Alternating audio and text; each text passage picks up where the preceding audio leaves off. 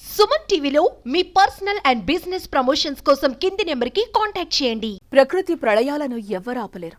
ప్రకృతి ప్రకోపం ముందు ఎంతటి వారైనా తలవంచక తప్పదు.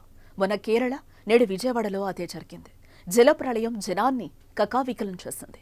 తీవ్ర విషాదాన్ని నింపింది. ప్రకృతి ఆగ్రహానికి గురైన బెజవాడలో కొన్ని దృశ్యాలు చూస్తే ఒళ్ళు జలధరించిపోతోంది. కంటి నుంచి తెలియకుండానే నీళ్లు కారుతున్నాయి.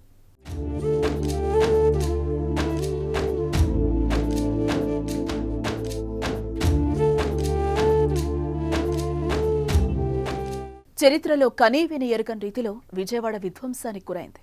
భారీ వర్షాలకు నగరం ముంపునకు గురైంది. వరద నీటిలో నగరం తేలియాడింది. జనజీవనం అస్తవ్యస్తంగా మారింది.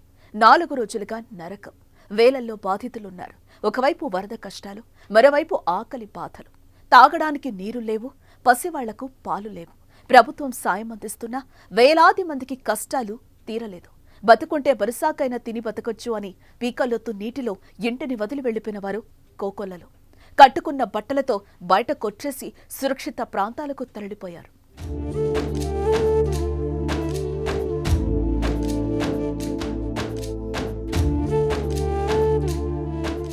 జల ప్రళయం మిగిల్చిన విషాదంలో ఎన్నో భావోద్వేగ దృశ్యాలు కళ్ళను చెమర్చుతున్నాయి.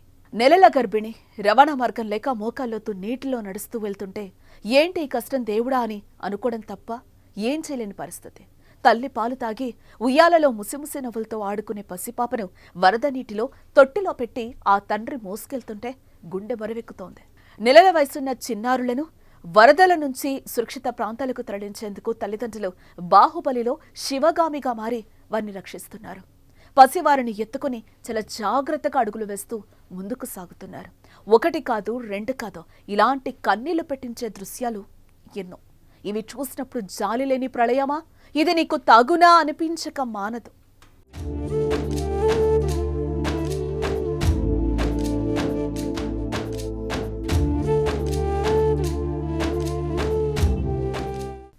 చాలా ఏళ్ల తర్వాత వచ్చిన వరదలు విజయవాడను కన్నీటి సంద్రంగా మార్చాయి.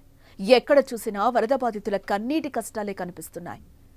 ఇళ్లన్నీ వరదలతో జరిగిన నష్టానికి సజీవ సాక్ష్యాలుగా మిగిలాయి.